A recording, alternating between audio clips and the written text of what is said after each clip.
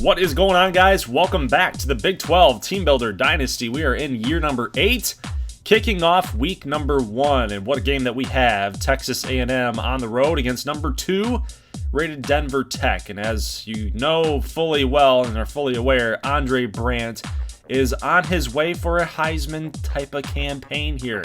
Obviously, a lot of things have happened to Denver Tech in the past, losing a lot of talent, but they are always reloading and retooling. And the current running back, Blake Berry, is making an impression here so far on me. He seems like he's going to be another one of those big-time Denver Tech running backs. But we see Andre Brandt getting a big hit taken here, and it's going to stall out the Denver Tech offense. They're going to have to settle for a field goal here early against TAMU. They will kick it up, and good, though. It was a banger. It was a really long field goal attempt, but he's going to hit it anyway. 1st and 10, Ryan Frederick is going to pick up the first down here. 2nd and 8, they're going to call the screen play, and that's a good rush by the Denver Tech rush. Go figure. Good play on defense. 3rd and 8, we got a big hit by none other than the 6'7" Link Lombardi. This guy moved from, he's an athlete, and he moved from a defensive line or offensive tackle type of position. He could play some linebacker too, so he said, why the heck not put him out there? And he makes a nice play there. Blake Berry not going to get any positive yardage as Texas A&M's defensive line going to come through here, but Andre Brandt firing up deep. He's going to find a man all the way down to about the, what is that, like 6-yard line? 3rd and goal situation, and Blake Berry is going to pound it in for Denver Tech's first touchdown of the game. It is 10-0 here in the first quarter. Let's jump ahead to the end of the first quarter. We got a 3rd down and 9 situation. Going to turn to 4th and 14. Texas A&M will have to punt the football away. As we jump forward a little bit, both teams will trade field goals. It is 13-3, and TAMU will end up scoring a touchdown here on a nice throw from Trey Buckley to Joe McKnight. So just like that, Texas A&M closes the gap down to 3, 13-10 at the end of the first half. Kind of a defensive battle going on here in Culver Stadium. Denver Tech obviously has always had a very good offense, and you know, they've always had a kind of a timely defense too. So some of their identity, they've got about half of their identity right now, in my opinion. Always a good defense, always a good offense, but right now, 13 points, not really cutting it, in my opinion. Denver Tech is the number 2 team in the land. You got to start scoring more points against an unranked Texas A&M team. But good defensive play for Denver Tech. There will be a missed field goal for Texas A&M that was to tie the game up. Hank Faamona checking in at running back, but Andre Brandt is going to push himself into the end zone for a 15-yard touchdown run off the read option play. It is now 20-10. Here we are mid-part of the fourth quarter, 3rd down and 4 situation. And look at that swarming defense by Denver Tech. Ryan Frederick is going to go down for a 1-yard loss. 4th down and 4. Trey Buckley trying to find his man. Incomplete, almost intercepted, and that will be a turnover. Denver Tech trying to put the icing on the cake. 27-10. Your final score, guys. Blake Berry puts that icing on the cake for you. And that is it. So congratulations to Denver Tech on a nice win at home over Texas A&M. Yes, an unranked Texas A&M team. I wasn't, you know, they got the job done, right? Denver Tech got the job done. It's still week 1. It's early. But I would have wanted to see a little bit more from Denver Tech. As the number 2 team in the nation, I'm not really that impressed with their output. Maybe it's the defense this year that's going to carry them, because so far, that offense, you know, 27 points in college football, I don't know if I like that too much. Andre Brandt, 15 of 16, but they mostly attacked TAMU on the ground today. As we saw Andre Brandt get a score, we had Blake Berry get 2 scores. I don't know, man. I don't know. I'm still having reservations on Denver Tech. I had reservations for them at the beginning of the season when we were doing our previews, and I just think that offensively with wide receivers, they don't have a whole lot there, even though Andre Brandt only missed 1 attempt, 15 of 16 today. They're still going to have to attack people on the ground and play good defense. But this game here, Hawaii and Odessa State's Archie, the new quarterback for Odessa State, completed 50% of his passes, but he did have 3 touchdowns and over 376. so that was a good output, but the completion percentage is a concern, and I know that they're going to be testing two different quarterbacks, Archie and Evans. Archie and Chris Evans. So we'll actually see Chris Evans in week 2 simulation. So they will be bouncing back and forth between quarterbacks here to see what is going to stick. So good win for Odessa State at home against a offensively gifted Hawaii team. Uba gets a win over Navy. Timmy Tran, 11 of 26, 2 interceptions, 42%. So Timmy Tran is still struggling, but they've been relying on this guy, Setzer. 26 attempts, 167, 2 touchdowns for Setzer, and they didn't really throw the ball at all. And that's pretty apparent that Timmy Tran is really struggling right now. Maybe they go back to Chad Masters. We'll have to find out. McAllen gets a nice win, 45-17 over UMass, and Jarvis Humphrey just shred this UMass secondary, guys.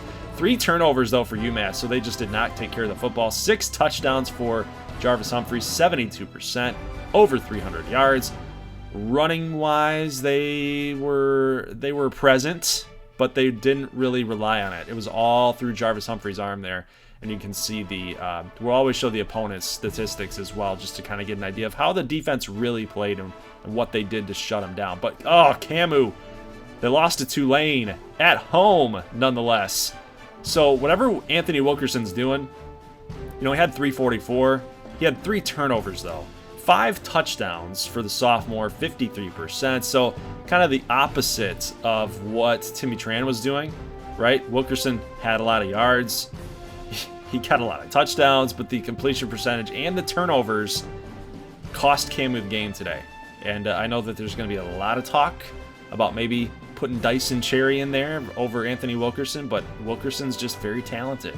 And they're hoping that they can find something in Wilkerson to push that Camu product back up to where it needs to be.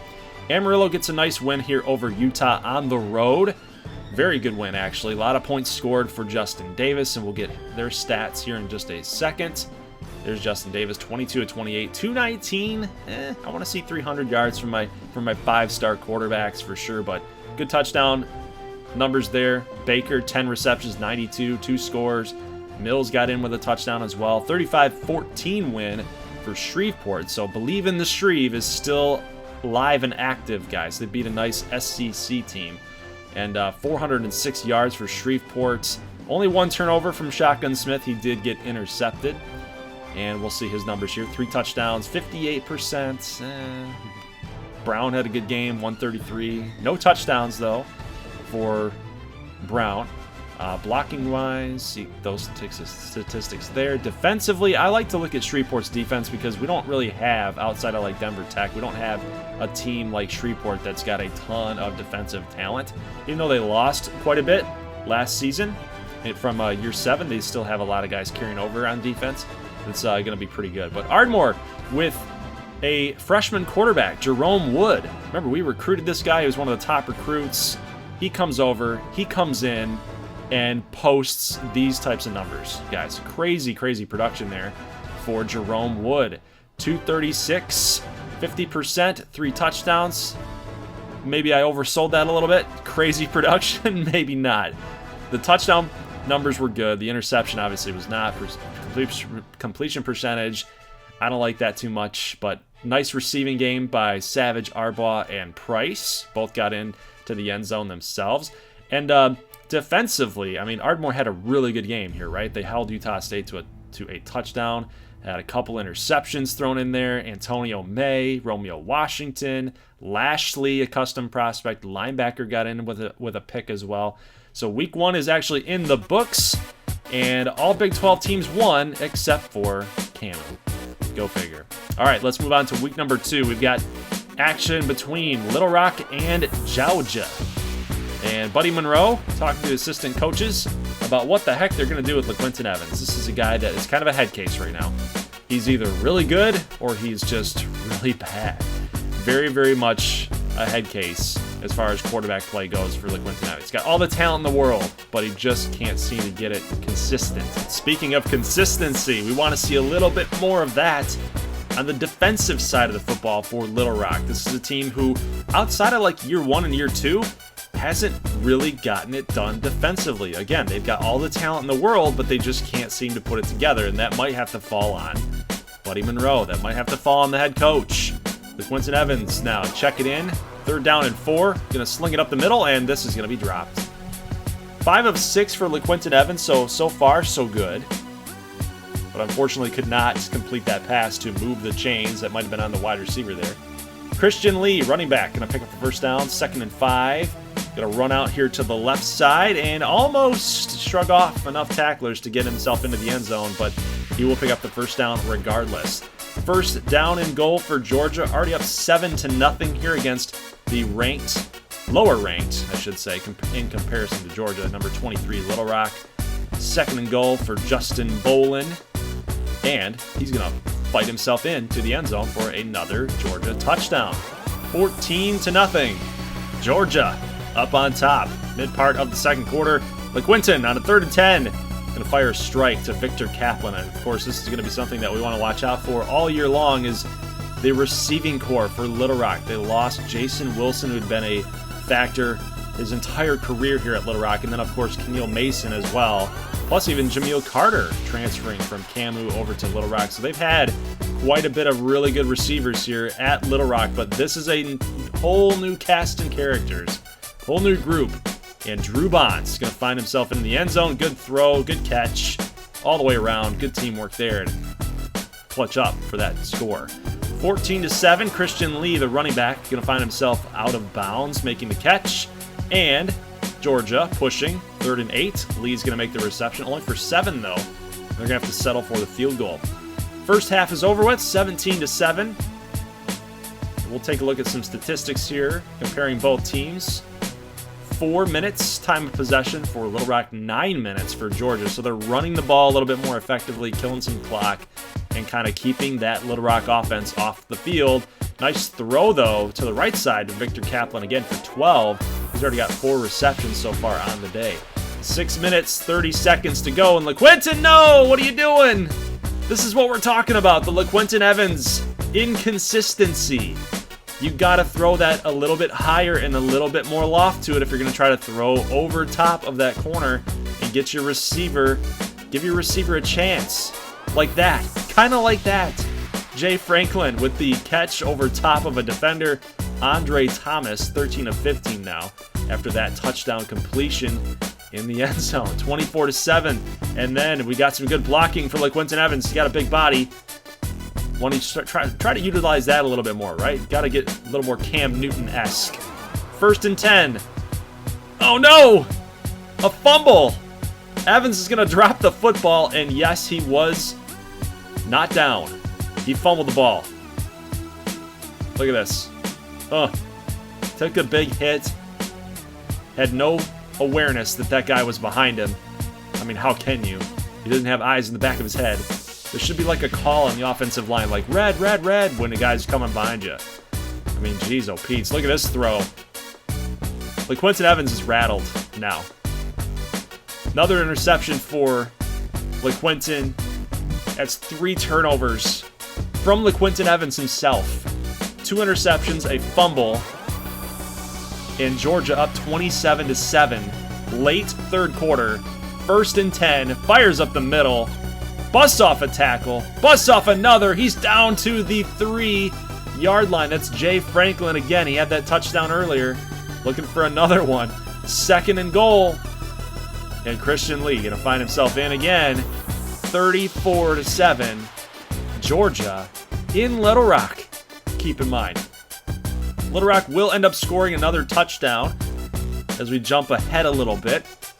Early part of the 4th quarter. An interception. Andre Thomas throws one to the right side. It's picked. Big time throw for LeQuinton Evans, even though they're down by 20. Drew Bonds for 35. You got to at least give yourself a shot. You got to try. You got to push. You got to push. Jack Mitchell. Touchdown, Little Rock. 34-21. Down by 13. Got to get another touchdown. Got to make some good plays on defense, too. Sylvester Freeman with the deflection. He's the guy who had the interception a little bit earlier. Now LaQuinton Evans fires it up the middle, and now Little Rock is pushing here with 1:43 left to go. Down by 13, it's possible, but you got to get a quick score here. 1st and 10, LaQuinton gonna lob it up there. That's gonna be caught. Brian Lambert for 35. That's a big-time touchdown to the tight end. And just like that, guys, Little Rock is now coming all the way back. They've come all the way back. Now they got to attempt a onside kick with 1:35. It's probably a good call. You got your 3 timeouts, right? I mean, you're giving yourself another opportunity to get the ball back, but they don't convert it here. 2nd and 2. That's going to hurt a little bit because now they're only down to 1 timeout. Now a reset of downs here for Georgia. Georgia trying to get that 1st down. It's a must-have for the Bulldogs. Lee is only going to get 3. Hey, that rhymes. Interesting. 2nd and 7. Lee, he's going to get 6. Getting it down to 3rd and 1. Little Rock with no timeouts. They got pressure on the quarterback. They got him stopped. No! He's going to pick up the 1st down, and Little Rock will lose this game by 6. 34-28 is your final score. They had him stopped, guys. They had him stopped. As long as a D lineman could have tried to stick an arm out or something, or stick a leg out, just trip him or something. Probably would have been a penalty, but, I mean, you got to try something. Maybe the refs don't see it.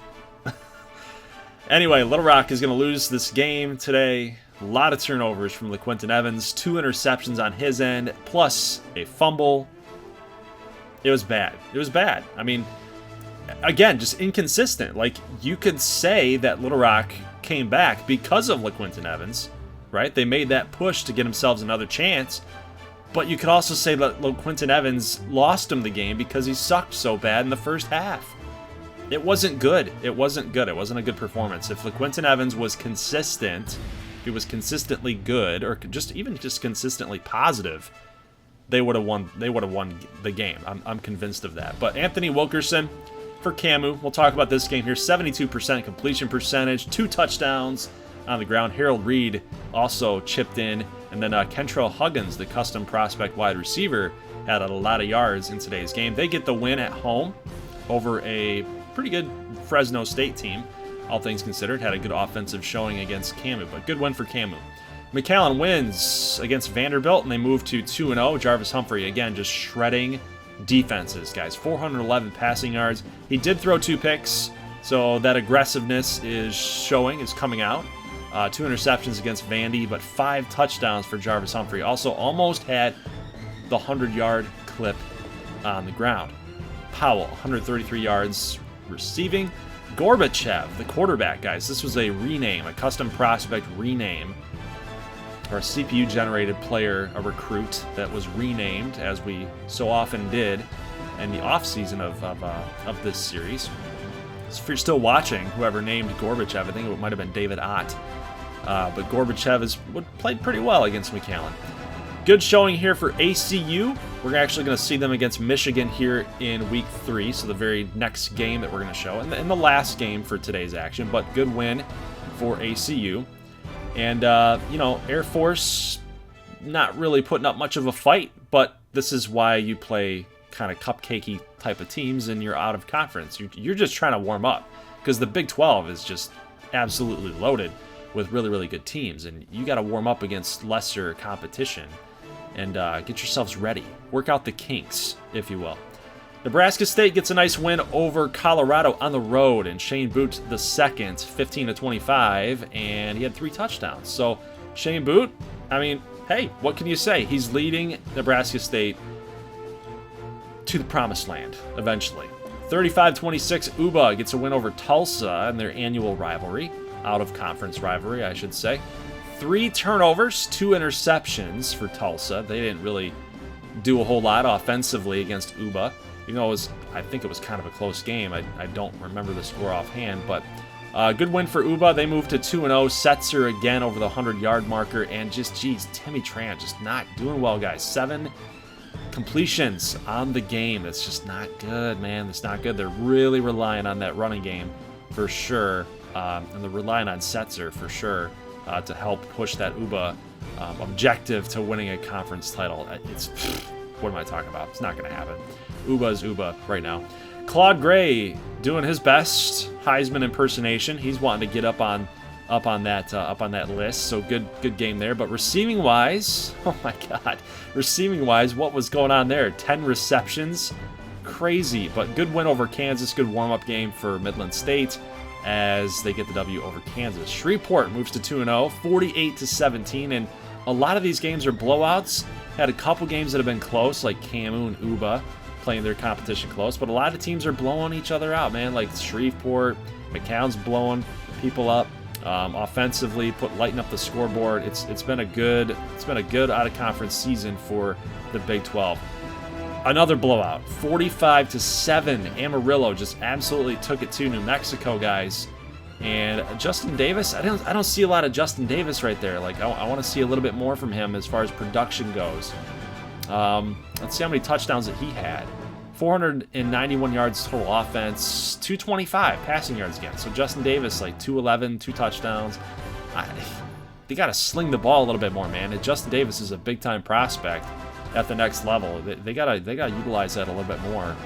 Big-time arm, good player, good quarterback. He was in the Heisman race last season for a little while. He should be a little bit more productive than he has been out of conference. Maybe they're saving him, right? Maybe they're saving him for in-conference play. Kind of a weird strategy, but maybe that's the case. Denver Tech against Illinois. Very interesting matchup, but Andre Brandt, 294, 4 touchdowns. Only missed 6 of his attempts, 80%, 21 yards on the ground. Blake Berry also had a touchdown. Fa'amona had a touchdown too.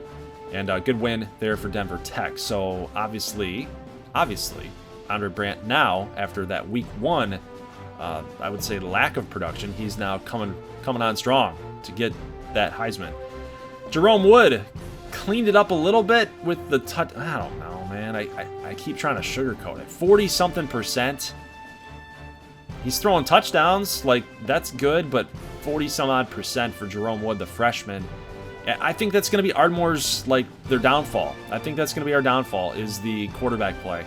Yes, he's productive. Yes, he's throwing for touchdowns when it matters the most. But I think that freshman inexperience and translation from high school ball to college ball, it's going to be totally different. And it shows. The completion percentage is just not very good. And that's going to lead to a lot of problems in the future. I can guarantee you that, especially against teams that are, having these really good offenses that we've seen so far in out-of-conference box scores. Moving on here, we got in Week 3 action, the number 7 ACU Spartans taking on the number 8 Michigan Wolverines. This is a Michigan team that could have gone to the national championship game last season, but lost in the Big Ten title game against Minnesota for the right to go to the Natty. So this is still a good Michigan team, and ACU is going to have their work cut out for them. It's going to be a tough test. And as you guys saw, they couldn't pick up a first down in the very first series of the game. Likewise, Michigan, they can't start moving the football past the 50-yard line. But, hey, ACU does. They finally do. They move past the 50. Woohoo! Early part of the first quarter, and these teams are really going at it now. They're trying to injure their quarterbacks or something. It's been getting a little feisty down there. Derek Paul Jackson with a nice reception. That'll pump up the Spartans sideline for sure. Beckham going to find his man on a screen. That's Roach Tolliver. Nothing doing. 3-yard loss. Field goal attempt will be up and good for ACU. They take the lead here. Second quarter, 6 minutes. So we're in the very beginning of the second quarter, and we got a tip drill. Linebacker comes all the way back over into the defensive backfield to make that interception. Middle linebacker in coverage. Man, I mean, that's a headsy play. Like, he could have just not done that. He could have given up on it, right? And it would not have been a turnover. But Michigan will get possession here close to the 50-yard line. That's a big-time hit on a speed option play. And ACU, like I said, these two defenses, man, they've got some pride on the line. They want to hurt somebody here tonight. 3rd and 4 situation, and that is almost picked off by Bo Retimer. Chris Wilson now 5 of 6. That was his first incompletion on the game. 3-0 game. Michigan kicker is going to miss, and that's just a common occurrence, it seems, for the Wolverines. Outside of Quinn Nordine, in real life. He's probably been one of our better kickers in recent memory. 3-0 game here, ACU.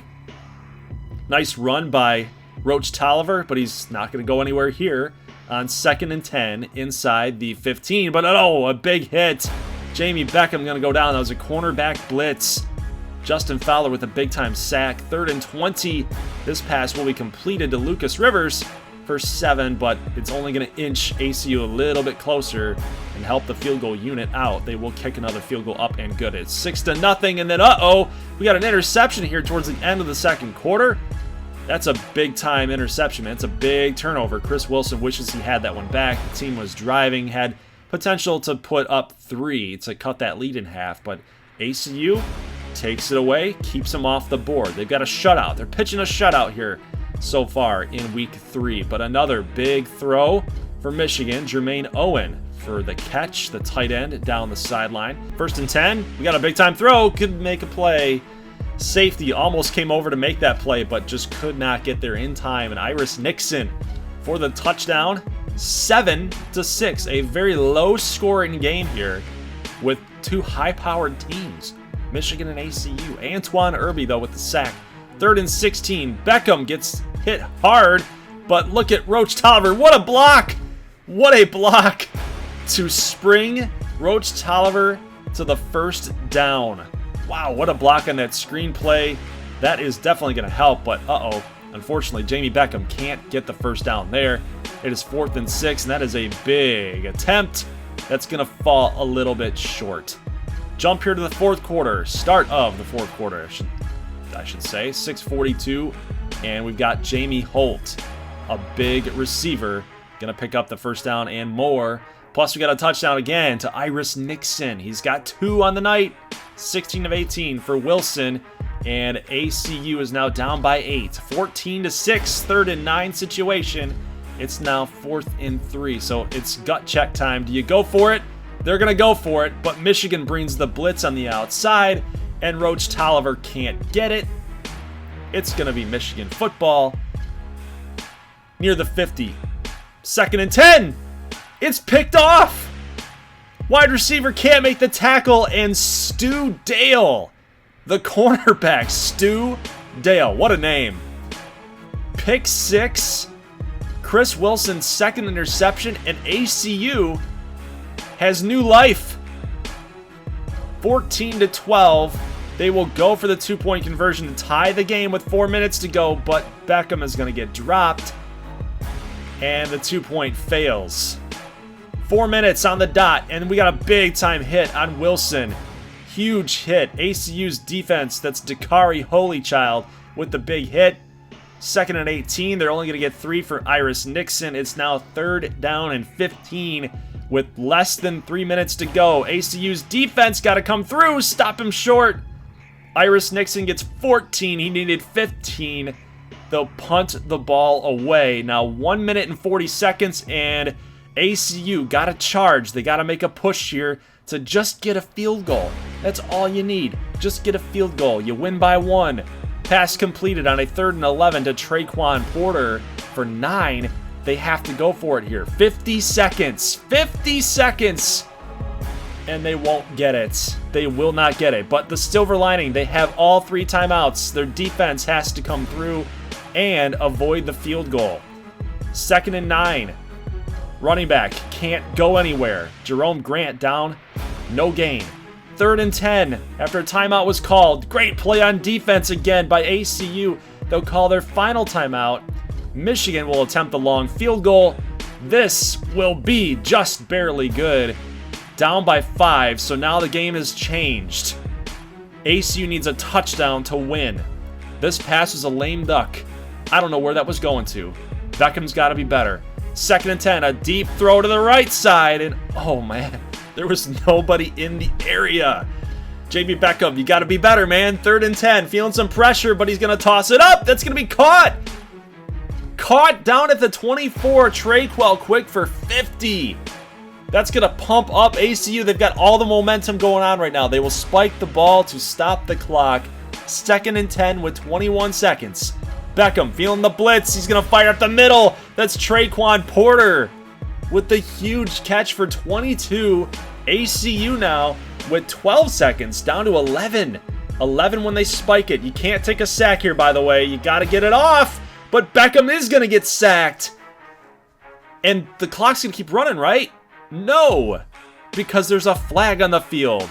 Roach Tolliver gets called for the holding, but the clock is going to stop. 2nd and goal. Beckham to Rivers. Touchdown. ACU with the huge touchdown to put them on top 18-17. The senior wide receiver, Lucas Rivers, has been here for a long time, and that catch puts ACU in the driver's seat with 3 seconds left. Michigan has 1 play to go. ACU, can they clutch up on D? They're going to get a big hit on Wilson. He's going to go down, and that game is over. 20-17 is your final score. Jeff Henderson, you got to be proud of that output with your Spartans. What a win. Guys, 50 seconds. They had 50 seconds on the clock in the 4th quarter. Remember that. 50 seconds on their 4th down attempt that got stuffed. They had to give the ball back to Michigan with 50 seconds. And they hung in there. They played well on defense. They used all 3 of their timeouts, and they drove down the field to win the game. Unbelievable. Unbelievable performance there by ACU to beat Michigan. And by the way, what a Michigan way to lose. What a Michigan way to lose. And speaking of ways to lose, McAllen, what are you doing? Number 15 ranked. And they lose to Houston. This is what McAllen does. This is why I'd never put money on McAllen. I will never bet on McAllen in anything. You got Jarvis Humphrey throwing for 149 yards. Okay, the guy was up over like 300 in 2 games this season already. And now in his 3rd, he drops a 100-yard performance. That's just terrible.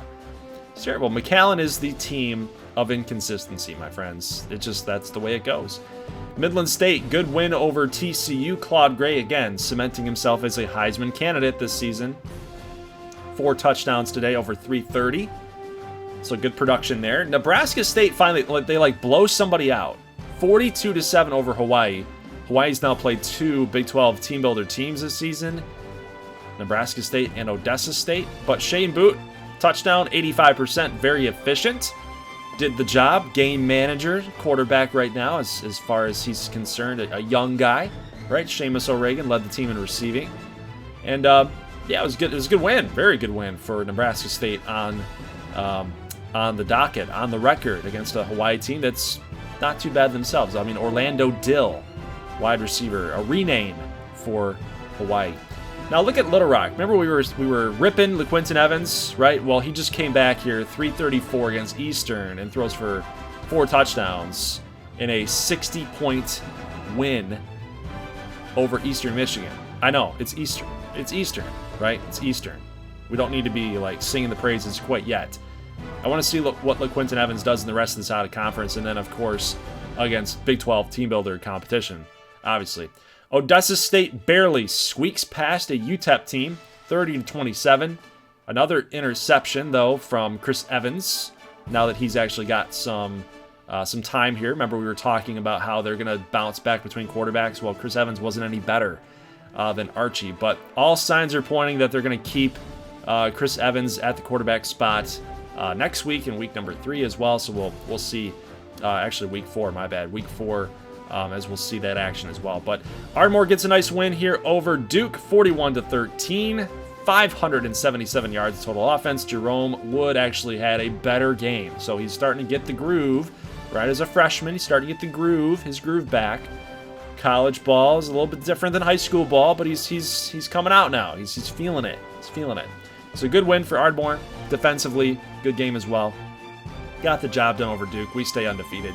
Camu gets a nice win here over Georgia Tech in out-of-conference play, 24-20, 398 compared to 395. Both teams with an interception, and they played very, very close. They played very close the whole entire way. Both players, both their quarterbacks played comparatively. Harold Reed, 92 yards. No touchdowns, though, but Anthony Wilkerson with a touchdown on the ground. Receiving-wise, Harold Reed did chip in with a score himself through the air. So good win for Camu. 3-0. Uba goes to 3-0. And I guess with their out-of-conference schedule, I mean, they're playing Old Dominion. Timmy Tran was a little bit better, right, with the completion percentage in particular, but again, had another interception. I mean, it's just, I feel bad for Timmy Tran, man, but, and I did not mean to back out there, but they relied on Setzer again, over 170 yards, man. The guy is just a beast right now for that Uba offense. Denver Tech, 38-17 over Boise State.